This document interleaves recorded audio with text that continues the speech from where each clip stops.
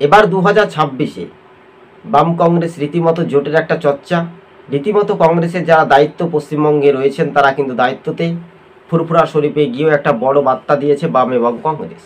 তবে এই জোট নিয়ে এখনই চিন্তা নয়, আগামী পরবর্তী মাসে বামেদের ব্রিগেড সমাবেশ 20 তারিখে রয়েছে। অর্থাৎ এই 20 তারিখের পর একটা জল্পনা তুঙ্গে জানা যেতে পারে সিপিএম কয়টি আসনে প্রার্থী দেবে, কংগ্রেস কয়টি আসনে প্রার্থী দেবে, বা আইএসএফকে কয়টি আসন ছাড়া হবে। এটা নিয়ে কিন্তু একটা জল্পনা তুঙ্গে রীতিমতো। তবে এই আলোচনায় আপনাদের সঙ্গে রীতিমতো আমরা প্রশ্নটা তুলে ধরেছি। দর্শক বন্ধুগণ, খুবই ভালো করে মনোযোগ দিয়ে শুনে রাখবেন।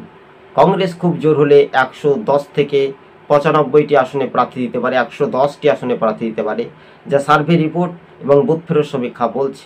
এবং বামেরাও কিন্তু বাকি আসনে তারা প্রার্থী দিতে চলেছে 194টি আসনে।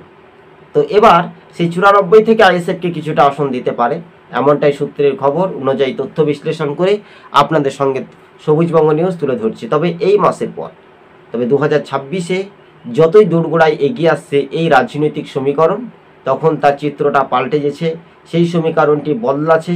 বাংলাতে ভোট হয় 3টি রকমের: এক প্রহসন, এক টাকার খেলা, এক লক্ষ্মীর ভাণ্ডার, মহিলাদেরকে বোকা বানানো। মানুষ সহজ সরলে শাসকের পথে হাঁটছে। কেন হাঁটছে এই কথাটি বলছি। মানুষের রুটি রোজগার নেই, বেকারত্বের বেকারের সংখ্যা বাড়ছে, চাকরি নেই, শিল্প নেই, কলকারখানা নেই। পশ্চিমবঙ্গে মালদা, মুর্শিদাবাদ, উত্তর দিনাজপুর বিভিন্ন আমাদের এই রাজ্যের মানুষজন ভিন রাজ্যে, কেরালা, অন্যান্য রাজ্যে পরিযায়ী শ্রমিক হিসেবে কাজ করছে। সেই সব ফলসিং ভোটার এবং মৃত্যু ভোটার দিয়ে শাসক দল ভোটে জিতে সেইগুলো ছাপ্পা মারে।